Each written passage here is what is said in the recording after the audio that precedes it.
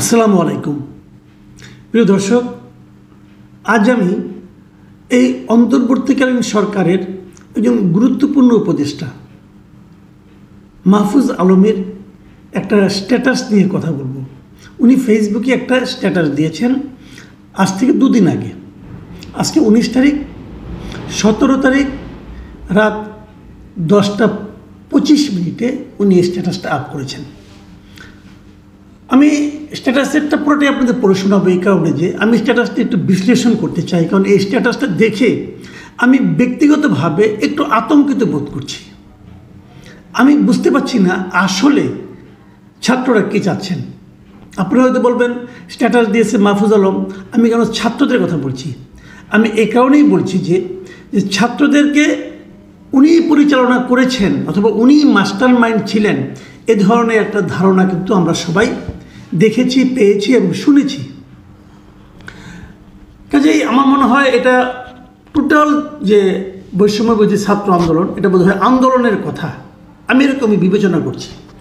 আর তাছাড়া উনি সরকারের একজন গুরুত্বপূর্ণ ব্যক্তি, এই মুহূর্তে উপদেষ্টা এবং প্রধান উপদেষ্টার সঙ্গে সম্পৃক্ত উপদেষ্টা, সংযুক্ত উপদেষ্টা, অতএব অবশ্যই গুরুত্বপূর্ণ একটা বিষয়।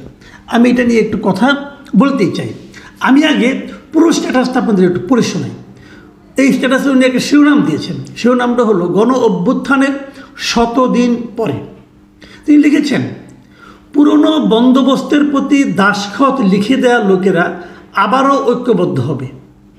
এ দল ওই দল এখানে মুখ্য নয়, মুখ্য হলো পুরাতন প্রজন্ম ও বন্দোবস্ত।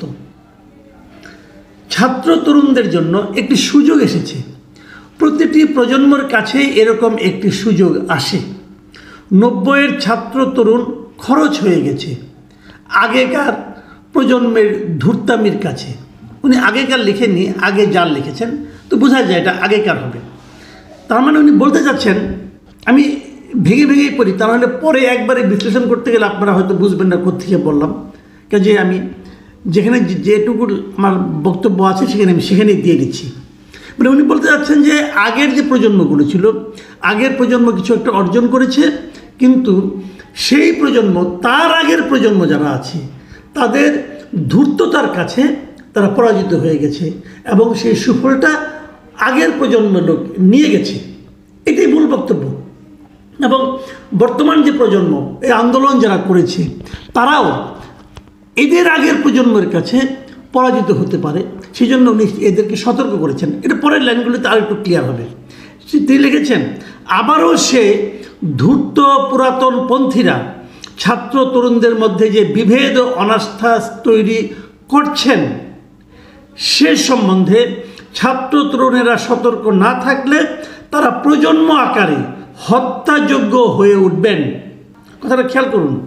মানে ওনার বক্তব্যটা হচ্ছে যে এখন যে ছাত্র আন্দোলন করেছে, তারা যদি পুরাতনপন্থী যারা আছে, মানে আগের প্রজন্মের যারা আছে, তারা যে বিভেদ এবং অনাস্থা তৈরি করেছে নতুনদের মধ্যে, যদি এ ব্যাপারে যদি নতুনরা সতর্ক না হয়, মানে ছাত্র তরুণরা সতর্ক না হয়, তাহলে এই ছাত্র তরুণদের পুরো প্রজন্মটাই হত্যাযোগ্য হয়ে উঠবেন। মানে এদেরকে হত্যার শিকার হতে পারে। এই হলো গিয়া ওনার বক্তব্য। কিন্তু বরং একটা ভয় দেখাচ্ছেন যে এইবার যদি ছাত্ররা, তরুণরা যদি পুরাতনদের সে ষড়যন্ত্র তার মধ্যে যদি ধরা খেয়ে যায়, তাহলে কিন্তু এরা শেষ। তারপরে বলছে যে 90 এত রক্তাক্ত ও কনফ্রন্টেশনাল ছিল না। মানে বলতে চাচ্ছেন যে এইবার যেরকম একদম মারামারি হয়েছে, 90 সালে অতটা ছিল না। ঠিক আছে। তারপরে লিখেছেন, এখানে প্রায় অর্ধলক্ষ আহত, মানে মাঠে লড়াকু আছেন, 2000 বা ততোর্ধ্ব শহীদ আছেন। গৃহযুদ্ধের পূর্ববর্তী মুহূর্তে একটা সামাল দেওয়া, এটা কোট আনকোট আছে, সামাল দেওয়া প্রচেষ্টা শুরু হয়েছে, যা এখনও চলমান। কিন্তু এই যুদ্ধ তো হবেই কোনো না কোনো ফরম্যাটে। উনি বলতে চাচ্ছেন যে এই যে নতুন পুরাতনের যে দ্বন্দ্ব, এই দ্বন্দ্বের মাধ্যমে একটা গৃহযুদ্ধ হতে পারে, মানে হওয়া উচিত উনি চাচ্ছেন। এই যাতে না হয় গৃহযুদ্ধটা, এই জন্য এটাকে সামাল দেওয়ার একটা চেষ্টা চলছে। কে চেষ্টা করতেছে? পুরাতনরা। এবং তা বলছে যে এটা এখনও চলছে, কিন্তু তার বক্তব্য সামাল দেওয়া হোক বা না হোক, এই যুদ্ধ তো হবেই কোনো না কোনো ফরম্যাটে, মানে কোনো না কোনো ফরম্যাটে যুদ্ধ হবেই, অবধারিত। সামাল দিতে পারলেও হবে, না পারলেও হবে, চেষ্টা করলেও হবে, না করলেও হবে, যুদ্ধ একটা হবে। কার সঙ্গে হবে? প্রজন্মের সঙ্গে প্রজন্মের। ঠিক আছে। তারপর উনি বলতেছেন নতুন ও পুরাতনের এ রক্তাক্ত দ্বন্দ্বে, দ্বন্দ্বে বলেন ভুল আছে, সমস্যা নেই, এ রক্তাক্ত দ্বন্দ্বে রণনীতি ও প্রধান দ্বন্দ্ব বুঝে নেওয়া জরুরি, খুবই জরুরি। মানে ওনার বক্তব্য হলো যে নতুন এবং পুরাতনের যে দ্বন্দ্ব, এই দ্বন্দ্বটা আবার রক্তাক্ত হবে, কিন্তু মাইন্ড ইট, এই দ্বন্দ্ব রক্তাক্ত দ্বন্দ্ব। এবং এই দ্বন্দ্ব এর যে রণনীতি, মানে স্ট্র্যাটেজি, যেটা রণকৌশল, যেটা স্ট্র্যাটেজি এবং রণনীতি যেটা আছে, এটা এবং প্রধান দ্বন্দ্বটা কোথায়, কেন এই বিরোধটা, এটা বুঝে নেওয়া খুব জরুরি। তারপরে আরও দুইটা প্যারা আছে, পড়ে শোনায়। মৃত্যু আমাদের ছুঁয়ে গেছে, আমরা জ্যান্তে মরা হয়ে গেছি, আমাদের শহীদ হয়ে যাওয়া ভাই বোনের সাক্ষ্যকে নিরন্তর পুনরাবৃত্তি করে যেতেই হবে। ক্লান্ত হইয়েন না, জড়ো হন, ঘন হয়ে বসুন। মানে সবাই আপনারা ক্লোজ হয়ে আলোচনা করেন এবং সব কিছু করেন। এই যে বক্তব্যটা, আমি এই বক্তব্যটা নিয়ে একটু আলোচনা করতে চাই। আলোচনা হলো এরকম, উনি কিন্তু নতুন প্রজন্মের সঙ্গে পুরাতন প্রজন্মের একটা দ্বন্দ্ব দেখছেন এবং উনি ভেবে নিয়েছেন এবং উনি বিশ্বাস করছেন যে এই দ্বন্দ্বে পুরাতনরা যদি জয়ী হয় তাহলে ছাত্রদের যে আন্দোলন, যে বিপ্লব, যে আকাঙ্ক্ষা, সেটা ধ্বংসপ্রাপ্ত হবে। কাজেই ওটাকে ধ্বংসপ্রাপ্ত দেওয়া, যেমন ধ্বংসপ্রাপ্ত হয়েছিল 90-এ, যেমন হয়েছিল এরও আগে। 90-এর উদাহরণটা দিয়েছেন। কাজেই এই ধ্বংসপ্রাপ্ত হতে দেওয়া যাবে না, লড়াই করতে হবে।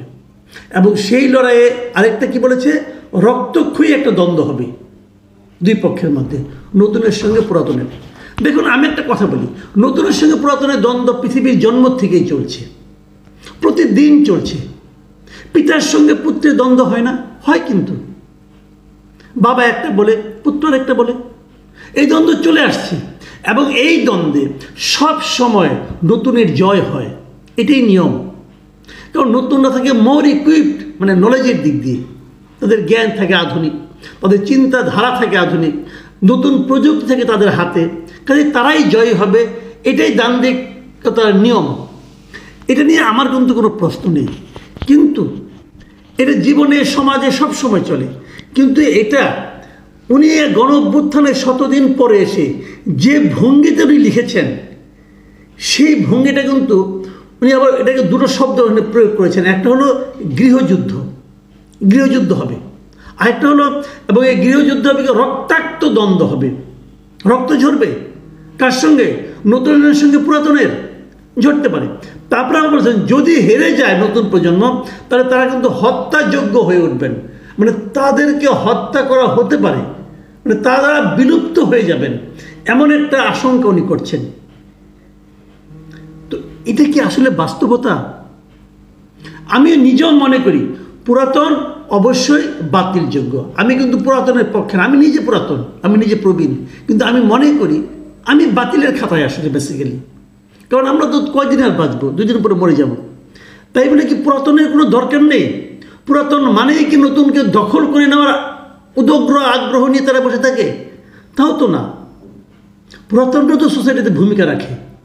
এবং আপনি এই পুরাতন এবং নতুনকে একদম রক্তক্ষয়ী দ্বন্দ্বের মধ্যে ঢুকিয়ে দিচ্ছেন কেন? কেন আপনি একটা গৃহযুদ্ধ তৈরি করতে যাচ্ছেন? আমি কোনো অবস্থাতে গৃহযুদ্ধ চাই না। আমি ব্যক্তিগতভাবে সবসময় ঐক্যের পক্ষে। আমি কখনোই চাই না একটা গৃহযুদ্ধ আমাদের এই জাতিকে আবারও ক্ষত বিক্ষত করুক, এটা আমি চাই না। বহুত গৃহযুদ্ধ দেখেছি ভাই, আর না। এখন কিভাবে ঐক্যবদ্ধ জাতি করা যায় সেই চেষ্টা করতে হবে। আমি এখানে অনেক খুব বেশি একটা কমেন্ট, আমি খুব বিস্মিত হলাম। প্রায় 2 দিন আগের একটা স্ট্যাটাসটা, তার মতো ব্যক্তি স্ট্যাটাস, সেখানে মাত্র 30টা কমেন্ট পড়েছে। এবং এই কমেন্টগুলো থেকে আমি 2-3টা কমেন্ট আপনাদের পড়ে শোনাবো। একটা হলো সেলিম রাজা নিউটন, উনি একজন পরিচিত ব্যক্তি, সুপরিচিত ব্যক্তি, ইউনিভার্সিটির টিচার। উনি লিখেছেন পুরাতন সমস্ত রাজনৈতিক দলই পুরাতন চিন্তার লেফট রাইট প্যারেডের পেছনে পৃথক পৃথকভাবে ঐক্যবদ্ধ। একদম অ্যাকুরেট কথা। কিন্তু জুলাই নেতৃত্বকে নতুন মাত্রায় সংগঠিত হতে হবে, করতে হবে, জলদি, খুবই জলদি। আপনাদের জন্য ভালোবাসা, শহীদি সংহতি এবং অভিবাদন। উনি খুবই আমার কাছে ভালো লেগেছে ওনার মন্তব্যটা। উনি খুব গঠনমূলক এবং বেশ উৎসাহ দেওয়ার মতো একটা মন্তব্য করেছেন। এরপর আরেকটা মন্তব্য আমি পড়ি। সে মন্তব্য লিখেছেন প্রমা ইশরাত। আমি ওনাকে চিনি না। ওনার মন্তব্যটা হলো, একদম সাধারণ মানুষ তত্ত্ব কথা কম বোঝে। আমরা যার ভাষা শব্দ বুঝি না তাকে আমরা ভয় পাই, তাকে সন্দেহ করি। এটাই হয়েছে কমিউনিস্টদের ক্ষেত্রে। ক্ষুধার যে ভাষা, এই ভাষায় কোনো নতুন পুরাতন নাই। মানুষ চায় কর্মসংস্থান, মানুষ চায় খাদ্য, বস্ত্র, শিক্ষা, চিকিৎসা আর বাসস্থান। এর ক্ষেত্রে একটা সচ্ছল মর্যাদাপূর্ণ জীবন। মানুষ চায় আইন শৃঙ্খলার উন্নতি, মানুষ বিচার ব্যবস্থায় ন্যায় বিচার চায়। মানুষ চায় তার পরিবার নিয়ে সে যেন সুখে থাকে, তার সন্তান যেন থাকে দুধে ভাতে। তুমি বা তোমরা যে ছবি নামানো, ওঠানো, নামকরণ, কবর জিয়ারতে, রাজনীতিতে ঢুকে গেছ, এটা কি সেই পুরনো প্রজন্মের স্টাইল না? এগুলো কেন করতেছ? আমি আর কোনো মন্তব্য পড়লাম না, আমি এটাই রাখলাম। আমি কিন্তু প্রমা ইশরাতের মন্তব্যটাকে খুবই জোর দিচ্ছি। প্রমা ইশরাত যে কথা বলেছে, দেখুন বামপন্থীরা সাধারণ মানুষের জন্য, গরিবের জন্য কথা বলে, কিন্তু গরিবরা তাদের কথা বোঝে না। মাহফুজ আলম সাহেব বাংলা ভাষায় লিখেছেন, কিন্তু আমার ধারণা এটা বুঝতে অনেকেরই কষ্ট হবে উনি আসলে কী বলতে চাচ্ছেন। এবং সেখানে প্রমা ইশরাত যে আশঙ্কাটা প্রকাশ করেছেন, আপনারা তো এই ছবি নামানো, ছবি উঠানো, নামকরণ, কবর জিয়ারত, এই রাজনীতির মধ্যে ঢুকে গেছেন রে ভাই। এটা তো পুরনো স্টাইল। আপনারা সেই পুরনো স্টাইল। পুরনোতে যা হতো, আওয়ামী লীগ আসতো, বিএনপি সব নাম চেঞ্জ করতো, বিএনপি আসতো, বিএনপি সব নাম আওয়ামী লীগের চেঞ্জ করে নিজেদের নাম বসাতো। আপনারা তো সেই লাইনে ঢুকে গেছেন, আপনারা তো তাই করতেছেন। সবাইকে মিলে ঐক্যবদ্ধভাবে একটা সমাজ গড়তে হবে। ঐক্যবদ্ধ সমাজ ছাড়া এই দেশকে সামনের দিকে অগ্রসর করা যাবে না। আপনি নতুন বলেন আর পুরনো বলেন, প্রজন্মের ভাগ করে লাভ নাই, শ্রেণীতে ভাগ করেন। ক্ষুধা যখন লাগে, পুরনোর ক্ষুধা নতুনের ক্ষুধায় কোনো পার্থক্য নাই ভাই। ইয়াংদের ক্ষুধাও ক্ষুধা, বৃদ্ধের ক্ষুধাও ক্ষুধা। কাজেই প্রজন্মের মধ্যে ভাগ করেন না, ভাগ করেন মানুষের চাহিদার জন্য। মানুষের মৌলিক চাহিদা আপনি কীভাবে দেখুন, আপনি এখন সরকারে আছেন, আপনি যে কথাটা বলছেন এই কথাটাকে আপনার সরকারের লোকজন মানে, আপনার অন্য উপদেষ্টারা মানেন, প্রধান উপদেষ্টা মানেন, তাদের সঙ্গে আলাপ করুন আগে। আপনি একা পারবেন না কিছু করতে। আপনি যদি কিছু করতে চান তাদেরকে নিয়ে, যেহেতু আপনি সরকারে আছেন, কাজটা আপনাকেই করতে হবে। সরকারের কাছেই রাষ্ট্রের সমস্ত ইনস্ট্রুমেন্ট আপনাকেই করতে হবে। আর আপনি যদি বলেন না আমি এই সরকারিতে করাইতে পারবো না, তাহলে মাঠে আসেন, সচিবালয় ছেড়ে দেন, মাঠে এসে মাঠে সবাইকে নিয়ে আন্দোলন করেন। বসে থাকবেন সচিবালয়ে আর এখানকার ইয়াং জেনারেশনকে উস্কাইয়ে দিবেন, এটা হয় না রে ভাই। যাদের উস্কাবেন তাদের সঙ্গে রাজপথে থাকেন। আপনি ওই আরাম, এসি রুমের আরাম ভোগ করতে চান, আবার রাজপথে ইয়াংদেরকে উস্কিয়ে দিতে চান, এটা হয় না। আসেন এখানে, অথবা তাদেরকে বুঝিয়ে বলেন চলুন আমরা এই ধরনের একটা সমাজ গড়ার চেষ্টা করি। যদি আপনার সহকর্মী যারা এখন আছেন উপদেষ্টা, তারা যদি আপনার সঙ্গে একমত না হন, তাহলে তাদেরকে ত্যাগ করে আসেন। তাহলে বুঝবো আপনার এই কথাগুলির মূল্য আছে। না হলে বুঝবো কিছু অবোধ, কিছু ইয়াং, কিছু ইমোশনাল ছেলে মেয়েদেরকে জীবন ধ্বংস করার জন্য আপনারা এই সমস্ত কথাবার্তা বলছেন। আমি মনে করি মাহফুজ আলম সাহেব খুবই মেধাবী লোক এবং উনি এগুলো চিন্তা করবেন এবং সেই অনুযায়ী কাজ করবেন। আমি ওনাকে দেখতে চাই আগামীতে, যে আগামী 7 দিন 10 দিনের মধ্যে উনি ওনার সহকর্মীদের নিয়ে এই ওনার কথাগুলি বাস্তবায়ন ঘটাতে পারবেন। আর যদি না পারেন তাহলে আন্দোলন করার জন্য যাদেরকে আন্দোলনে আহ্বান জানিয়েছেন তাদের সঙ্গে রাস্তায় নামেন। ওই যে বললেন না যে ঘন হয়ে বসুন, যারা ঘন হয়ে বসবে সেই সাধারণ মানুষের সঙ্গে আপনাকেও দেখতে চাই।